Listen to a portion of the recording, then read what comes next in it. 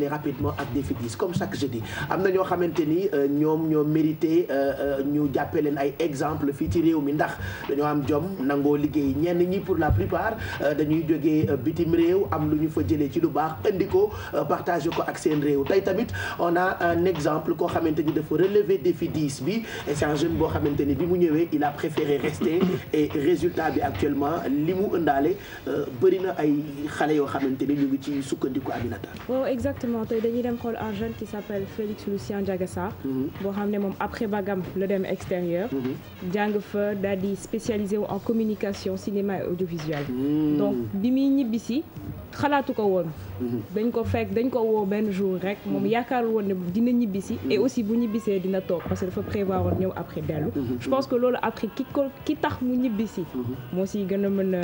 moo ciy gën a mën a defe naa du ko jar sax yow fii demal. gën a mën a wax jaru ko de non jaru ko sax. voilà du ko jar wax. donc Pape Cheikh dañuy dem xool entretien bi parce que moom tamit vision Eldorado bi ñu ko doon wax ba mu demee fekk ko fa te noonu nee na moom ñàkk gis vision boobu ci dugg avion bi la commencé. parce que ñi musul dem dañoo foog ni bitim réew. dafa neex dañu fay for xaalis. wala xaalis bi ci ay garab la nekk quoi. voilà exactement donc dañuy dem xool entretien Pape Cheikh après on revient sur le plateau. Déjà j'ai fait mon primaire à Thiadiaye. Et puis après, je suis allé à l'internat, je suis allé au séminaire, où j'ai fait 7 ans de séminaire.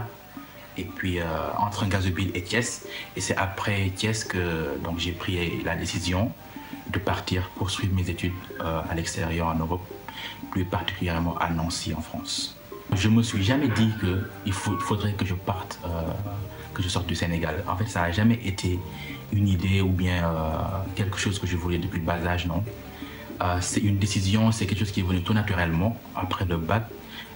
Donc quand j'ai eu une bourse d'excellence, quand on m'a offert une bourse d'excellence, donc naturellement, je me suis dit pourquoi pas aller en Europe, en France, faire mes études là-bas, étant donné que déjà les filières que je voulais faire en communication et en cinéma, en audiovisuel, c'était pas trop poussé au Sénégal à l'époque. Donc je me suis dit que pourquoi pas, déjà que j'aimais bien ce domaine-là, aller donc poursuivre mes études, donc me professionnaliser, comme on dit, dans ce domaine-là. Déjà avant Gaïdem, quand on est jeune, on a toujours une idée, une idée de l'Europe. On se dit que l'Europe c'est nice, tout est nice, c'est l'Eldorado, tu as la vie qui est bien, tu vois les clips, tu vois la télé. Mais déjà, bon demain, pour dugg ci avion bi ba dem ba egg déjà tu te dis que la distance qui te sépare maintenant de ton pays, de ta famille et de là où tu es maintenant, déjà affaire boobu rek day 10. Après quand tu commences à vivre là-bas, commencer dugg ci consulat yi dem faire les papiers par-ci par-là, aller à l'université pour t'inscrire, tu te rends compte en fait que li nga doon xalaat avant, que ça n'a rien à voir avec ce qui est là-bas, mais vraiment rien. La vie déjà elle est dure. Tu es laissé à toi-même.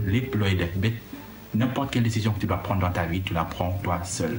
C'est-à-dire que tu n'as pas ta famille, tu n'as pas les amis. Amoo kenn koo xamante ne dina la ne Félix defal lii ou fais ça ou fais ça. Donc ta réussite, ton destin, c'est toi qui le prends en main. te loolu dafa difficile ci jeune. C'est bien pour un jeune ou n'importe qui de partir dem Europe wala États-Unis wala même dans la sous-région, sortir du Sénégal pour voir ce qui se passe ailleurs. Le plus important, c'est d'avoir un objectif. C'est-à-dire que quand tu es étudiant, quand tu vas aller faire des études, que tu as un objectif d'études, lan nga fay def, bonne formation nga fay def. Est-ce que cette formation-là, ça te permettra, après tes études, de pouvoir rentrer et de pouvoir faire quelque chose au Sénégal? Le développement, c'est pas l'argent, c'est pas les entreprises, mais c'est d'abord la discipline. C'est-à-dire que au Sénégal, instant bi dañu am benn indiscipline boo xamante ne tant que loolu dañul fi Sénégal, le Sénégal ne pourra jamais se développer. li may conseiller toutes les personnes ñi nga xamante ne ñu ngi ci diaspora bi, que vous soyez en Europe, aux États-Unis ou ailleurs, c'est vraiment que bu leen génn seen objectif. L'objectif que vous vous êtes fixé quand vous quittez le Sénégal, que mu nekk objectif boo xamante ne ngeen koy topp jusqu'à la fin. On peut servir son pays, on peut travailler pour son pays tout en étant en Europe, aux États-Unis ou ailleurs. Mais l'essentiel, c'est que où qu'on soit, c'est de savoir qu'on est sénégalais avant tout, on est africain avant tout. Voilà, moom mu ngi tudd Félix li mu wax am na solo. Je pense que même xale yi nga xamante ni ñooy def seen xel génn pour tekki. peut-être bu ñu dégloo lii mën na leen jëriñ. waaw exactement mën nañu am ci lu ñu tey quoi. waaw te di leen wax rek il faut pas qu'on se limite à nos origines. parce que moi je pense que nit ku nekk sa personnage dépassé na say origines. Donc il a pas parlé de processus bi muy ñëw damay bàyyi Bouba mu wax comment il a fait pour le débusquer et comment il est venu. Pape Bouba daf ko xam. waaw Pape mun naa wax. Bouba non en fait xam nga moom laay wax nii xam nga ñun ñëpp dañuy am benn métier bu ñu nekk. mais des fois si suñu chemin dañuy rencontrer ay nit yoo xam ne dañuy gis si ñoom benn ay qualité yoo xam ne. voilà non ay qualité yoo xam ne en fait dina mën a servir. si domaine bi ñuy liggéeyee. c'est important parce que Félix c'est vrai que mu ngi ñëw Sénégal. parce que dafa amoon benn projet bu ma doon def bu tudd xeex sibiru. boo xam ne dañu def benn concours de chant. ci concours de chant bi y avait quand même le besoin d'avoir benn candidat bu jógee ci diaspora bi. donc bi ñu lancé kii bi concours bi. moom mu postulé. après on l'a sélectionné mu jógee foofu ñëw pour participer si biir kii bi si biir concours bi waaw compétition bi donc bi ñu defee concours bi moom gañewul concours bi mais si biir processus bi yëpp dafa doon servir de leader et de link c'est-à-dire qu'il avait sa guitare et même les candidats bu ñu waree répéter li ñu war a kii moom moo leen koy jouer donc ma gis que ni vraiment il avait ay dispositions yoo xam ne dafa technique et musicale c'était important que par exemple même bu gañewul kii bi après mu jëlaat bagage am dem ça servait à rien donc ma retenir ko finalement il bossait même sur le projet loolu moo ko téye mais si li muy def si li mu wax li sama importance mooy que soo jógee fii nga dem extérieur ñu bëri ñu foog ne boo demee extérieur peut-être c'est pour trouver de l'argent ñëw tabax benn kër ñëw toog non mais ñi dem extérieur su fekkee ni boo demee ay France wala États-Unis mënuloo jaxasoo ak ñoom ba jëlee fa dara si xam-xam si comportement si yëpp je pense que voyage bi ça sert à rien donc moom exemple la et maintenant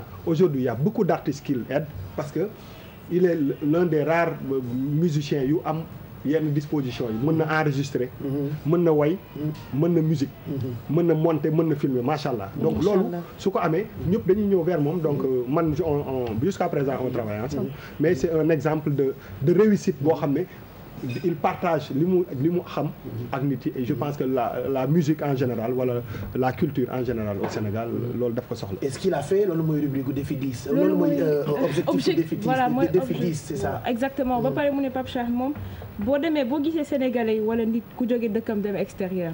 discipline bu mu fay am. du sànni dara ci mbedd day respecter code de la route.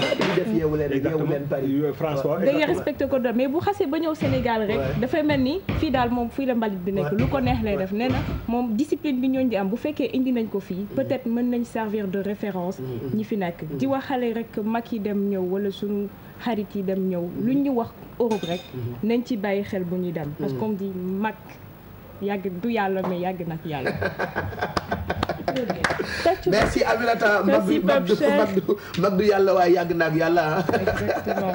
merci mu nekkoon défi 10 comme chaque jeudi ak Aminata y a aussi beaucoup de jeunes qui ont réussi ci benn domaine qui demandent comment faire pour ñu wane seen exemple ci défi 10 bi adresse mail bu yeewu leen peut-être mën ngeen ñu envoyer seen ay contacts mais am na itam défi 10 mu ngi ci Facebook bi. oui il y a la page défi 10 il y a la page des défis de la diaspora donc il suffit juste d'envoyer un message en inbox. voilà et on viendra vous voir pour parler de ce que vous faites. Oui. On va parler tout de suite balaa ñu dem ci Alphie.